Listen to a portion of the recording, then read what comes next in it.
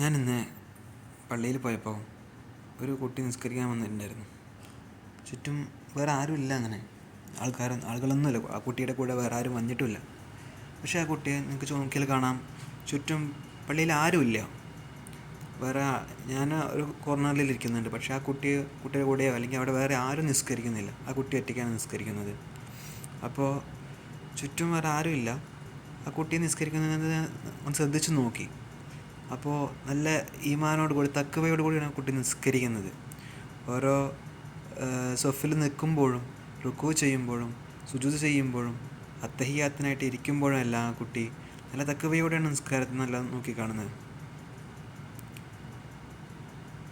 കേവലം ഒരു 1-ാം ക്ലാസ്സിലോട് ഒക്കെ പഠിക്കുന്ന ഒരു കൊച്ചു ബാലനാണ്.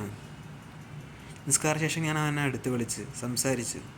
അവൻ സംസാരത്തിൽ നല്ല പക്വതയോടുകൂടിയാണ് അവൻ സംസാരിക്കുന്നത്. എൻ്റെ അടുത്ത് ഒരു നഴ്സറിക്കാരനാണ്, അല്ലെങ്കിൽ ഒരു 1-ാം ക്ലാസ്സിൽ പഠിക്കുന്ന കുട്ടിയാണ് സംസാരിക്കുന്നത്.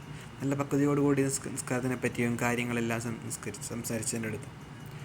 എൻ്റെ വാപ്പയും ഉമ്മയും അവനെ പഠിപ്പിച്ച രീതി കൊണ്ടായിരിക്കും എനിക്ക് സംസാരത്തിൽ നിന്ന് അങ്ങനെ തോന്നി. എനിക്ക് അത്രയ്ക്കും നല്ല തഖ്വയോടുകൂടിയാണ് നിസ്കരിക്കുന്നത്. നമുക്ക് തന്നെ നോക്കിയാൽ കാണാം, പള്ളിയിൽ ചുറ്റും വേറെ ആരുമില്ല. ഒരു ചെറിയ പയ്യനാണ്. നിസ്കാരം നിങ്ങളൊന്ന് ശ്രദ്ധിച്ച് നോക്കിയേ, അപ്പോൾ നിങ്ങൾക്കത് മനസ്സിലാവുന്നു.